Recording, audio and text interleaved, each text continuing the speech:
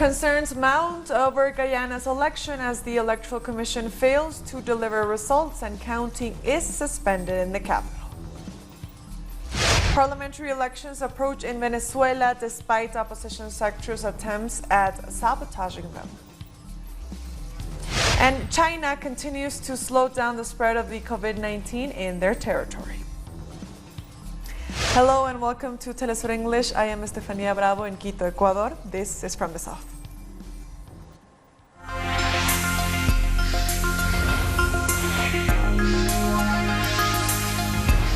Guyana's Elections Commission has still not announced the results of Monday's general election.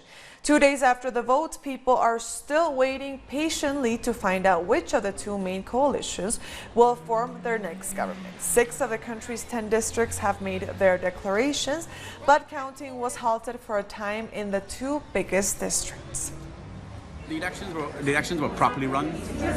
GCOM staff was well trained, but now we're in this last lap of the tabulation system, and GCOM have now gone to a back room. There are people in the back room that is now doing the tabulation process in the absence of any observers or party agents, and then they're bringing it to the front for a verification process, which is in total violation. And then you have a regional officer in Region 6.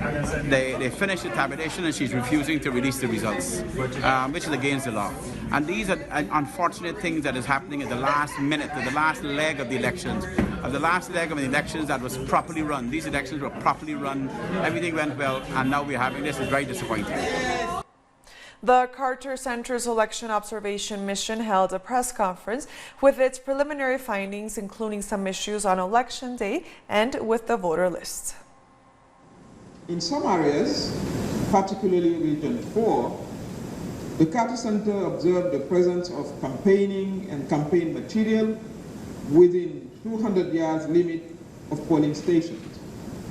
In addition, observers of the Carter Center noted the presence of information desk operated by the 2 major political parties in Region 4, 7, 9, and 10, particularly in Georgetown.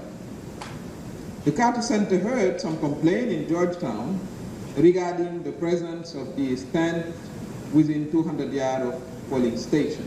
However, as we also know, there's a large increase in the list. There's 660,000 registered voters on the final roll, which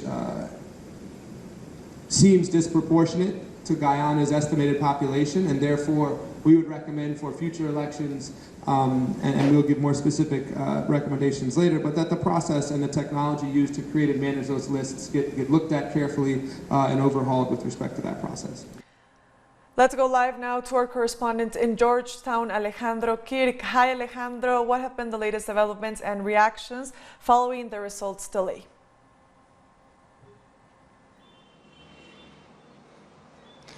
Well, the main issue here now is precisely that delay, because that delay is creating a situation of tenseness, an atmosphere that's getting charged with suspicion, with,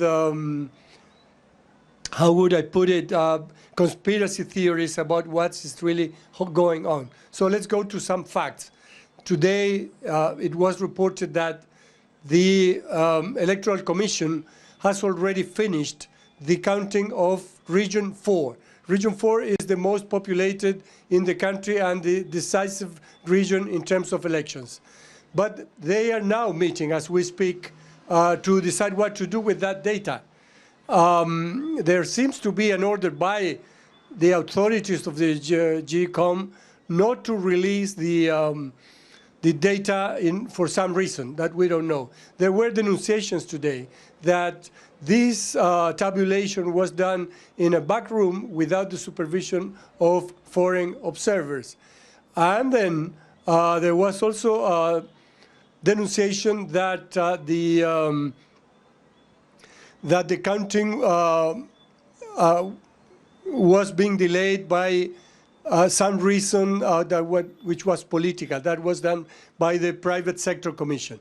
So this is getting more charged by the hour. At 7, we are talking about, this is now around 35 minutes. By 7 p.m., we were promised an update. But we also heard from the GCOM that there will not be a declaration tonight, which is, will be already 2 days, 2 entire 48 hours since the election was closed. So it would be all observers, international observers, have warned not to anticipate results. Yet, government supporters are being told that they won the election with the figure that in Georgetown, which is the most populated zone, they would have won for a margin of 40,000 votes. On the other hand, the People's Progressive Party is telling their members that they have an advantage of between 17 and 18,000 votes overall the country. So that would mean that they would have an advantage of 17,000 votes over this 40,000 that they are gaining here in Georgetown. But all that is rumor, gossip, speculation, and we will have to wait. Everybody is saying there can't be rigging of this vote. The counting is being supervised by international observers, and the margin for fraud is very narrow. That's what we have been told by the Carter Center, the European Union, the Commonwealth, CARICOM, and all other observers that are watching this election. So we have no other choice but trust that opinion and wait and see what happens. The issue of disturbances is also present. Shops are closing early. The streets are getting empty very early. People are scared of turmoil. We haven't seen any. It looks like a general scare or a prevention of what might happen, but so far nothing has been reported. Alejandro, we thank you so much for that important update, and we'll be speaking to you very soon. That was Alejandro Kirk from Guyana. Let's take a short break now. Don't go away.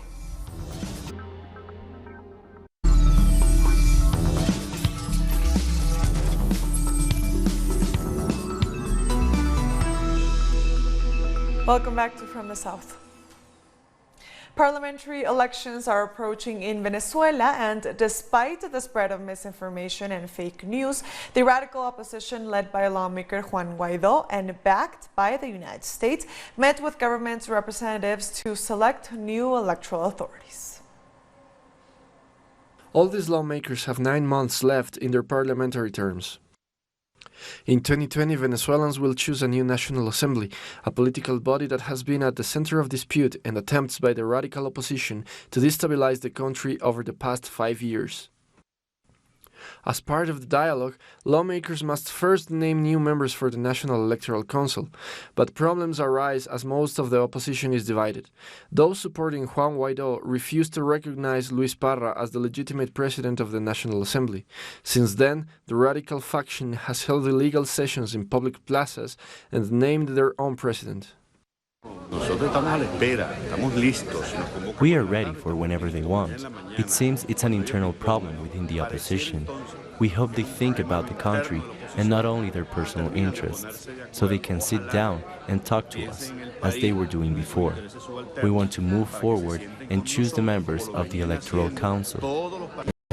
We are doing everything we can to reach an agreement, respecting the law and respecting the Constitution. To swear in this new commission, the radical wing of the opposition needs to first take their seats at the assembly, as they have only sporadically returned to the building where they must serve their duties to the people. I don't understand their actions, how they reached this point. I think this confusion is shared by most Venezuelans because they say one thing and then they do the complete opposite. The strategy of double speech. I think they've been recognizing Parra for a while. They're recognizing his power. He is the head of the legislative power, and the rest is just a media show. They play that game every day. They call for an election boycott, but at the same time sit down to discuss a new electoral council, and even discuss dates for the election.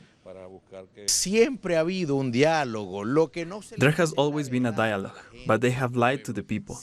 They have always been part of the dialogue, and it's normal, in any democracy, in any parliament, to reach a consensus and debate ideas.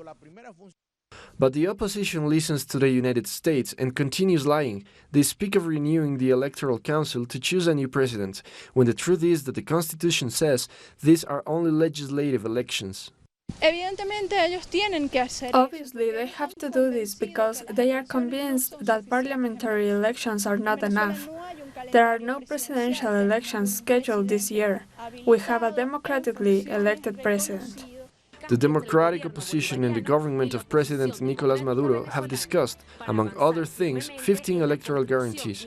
They also called on the radical opposition to approve of the new Electoral Council and swear them in, saying that if they don't, the Supreme Court would be forced to elect the new electoral authorities.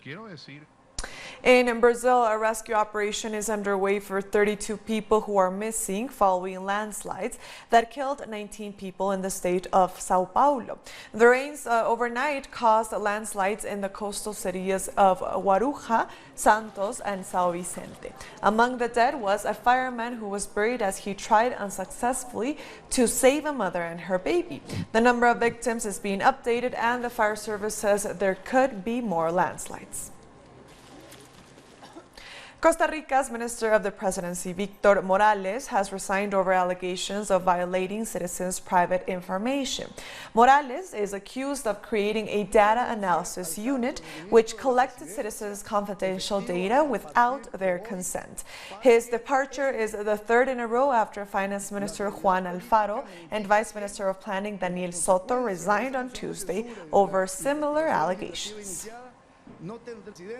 Mexico's Financial Intelligence Unit has frozen over 12,000 bank accounts linked to crimes such as money laundering and child pornography. The head of the Financial Intelligence Unit provided details of the investigation, saying it focused on the illegal collection of donations and an alleged child pornography network inside the Church of Religious Leader Nason Joaquin Garcia. The freezing of these accounts is linked to multiple crimes ranging from fuel theft to drug and human trafficking, as well as tax fraud and corruption. Joaquin Garcia was arrested in June of 2019 in the United States, where he's accused of 26 crimes, including child sexual abuse and distribution of child pornography. Moving on, South Africa's President Cyril Ramaphosa says plans for the partial privatization of the public electricity company Eskom will go ahead despite opposition from trade unions and the Opposition Economic Freedom Fighters, EFF. He said the company will be split into 3 different divisions, with the state maintaining 100% ownership of the transmission division, while the private sector will be allowed to have ownership of the generation and distribution divisions. Last week, thousands of EFF members marched against the proposed privatization of Eskom. Issue on Eskom, are we saying that there should be equity play in Eskom?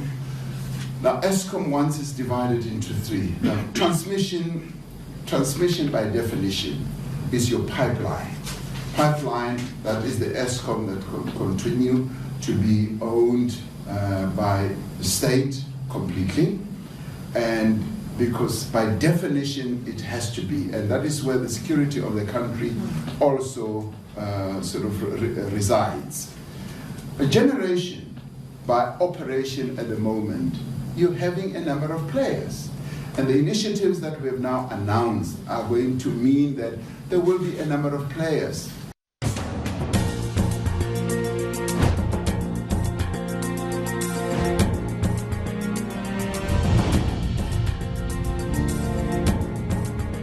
Former New York Mayor Mike Bloomberg has dropped out of the Democratic presidential candidate's race and endorsed Joe Biden after a disappointing performance on Super Tuesday. The billionaire, who has already spent more than $500 million campaigning, announced on Wednesday morning that he was ending his bid for the nomination. His rivals recently accused him of attempting to buy his way to the White House. Vermont Senator Bernie Sanders has won California after Super Tuesday, a state which has more delegates than any other state, as former Vice President Joe Biden made a comeback by picking up Texas, which has the second highest number of delegates, and a series of wins across the U.S. South and Midwest. Tuesday's results have turned the once crowded race into a two-horse race between Sanders and Biden. In addition to California, Sanders also won the states of Vermont and Colorado, while Biden took Alabama, Arkansas, Tennessee, Oklahoma, North Carolina, and Virginia. Overall, Biden currently stands at 497 delegates, while Sanders has 395. In third place, Elizabeth Warren has a total of 47 delegates, and Hawaii Representative Tulsi Gabbard is a distant last with 2 delegates. In order to win the Democratic nomination, a candidate must win 1,991 delegates. But we're going to win because the people understand it is our campaign, our movement, which is best positioned to defeat Trump. What we need is a new politics that brings working class people into our political movement, which brings young people into our political movement, and which in November will create the highest voter turnout in American political history. It's a good night. It's a good night. And the seats be getting even better. They don't call Super Tuesday for nothing. We'll be right back. Don't go away.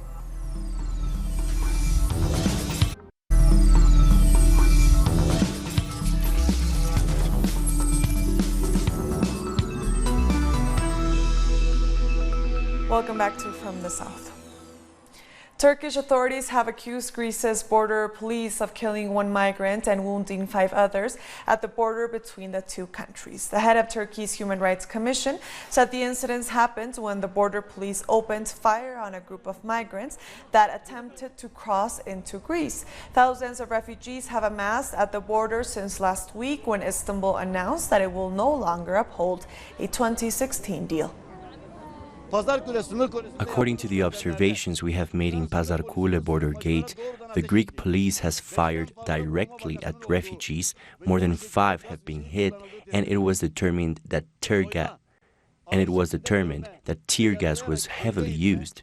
It has become a routine for the Greek police to strip people from their belongings, heavily beat them, and wound them as they push them back. And at the Moria camp, Greek police have blocked hundreds of migrants from entering a port on the island of Lesbos. The migrants were hoping to board a Navy ship sent to house new arrivals. Everybody in Moria, long 6 months, 7 months, 1 year, and 150 stay in Moria because Moria is not a good place for everybody, for every human. And all of people come in there, all of say, just freedom, no water, no place, no heat, just freedom. Our correspondent in Lesbos, Hibai Arvide, brings us more. I am at the Moria refugee camp, the biggest camp in Europe located in the island of Lesbos. This morning, we bore witness to the unhealthy conditions, the overpopulation, the unsanitary conditions, and the lack of security that refugees have been suffering. We also saw the arrival of a military ship to the capital city port, which will temporarily accommodate the 400 refugees that were brought in over the last few hours. This is a result of the protests by the people of Moria, who want to stop new refugees from coming into the camp, which now houses 21,000 people. This is a camp that has the capacity to house only 3,500 people, and for many years it has been housing a larger population. Protests have been going on during the last few weeks, as organized fascist groups have tried to stop the work of humanitarian organizations. They have beaten up refugees and have attacked journalists with the complicity of local authorities. Yesterday, we asked for protection to a police patrol in order to cross an area controlled by fascist groups, and we were denied. NGOs have continued to face harassment as tensions remain high in the island.